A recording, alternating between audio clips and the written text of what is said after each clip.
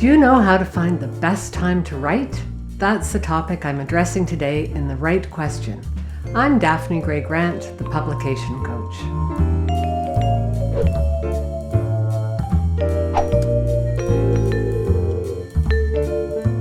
I have a question from Ana Lopez, a writer based in San Diego, California. Here's what she's asked. Has any research shown when the brain is most creative?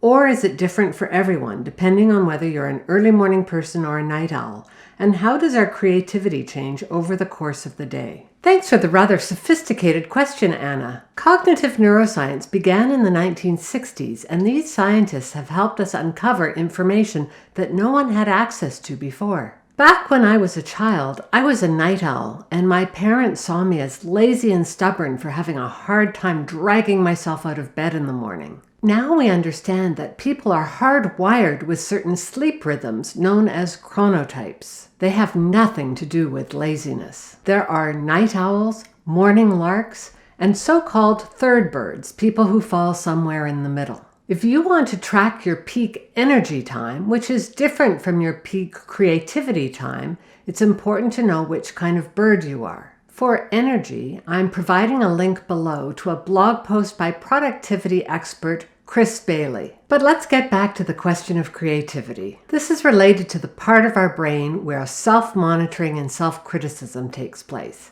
Hint, this is not the creative part. It is known as the prefrontal cortex. But the area directly behind it, known as the medial prefrontal cortex, deals with memory and emotion. This is the creative part of the brain. American neurologist Charles Lim, who's based in California, concludes that when people are creative, the prefrontal cortex is suppressed. And at the same time, the medial prefrontal cortex is activated.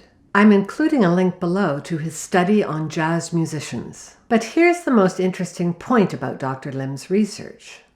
The ability to quiet our prefrontal cortex seems to be linked to our level of expertise. And how do you get expertise?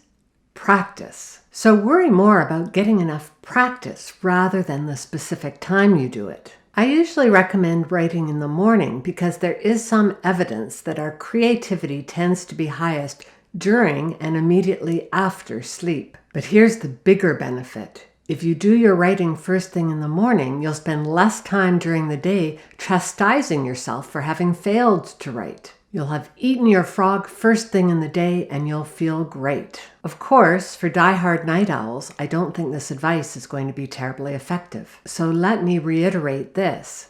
In a great many ways, it doesn't matter really what time you write as long as you actually do it. Finally, let me wrap up with a quote that's been attributed to a great many writers, but seems to have come from the pen of William Faulkner. I write when I'm inspired, and I see to it that I'm inspired at 9 o'clock every morning. Anna, writing is not about inspiration. Instead, it's about perspiration. Don't look too hard for creativity.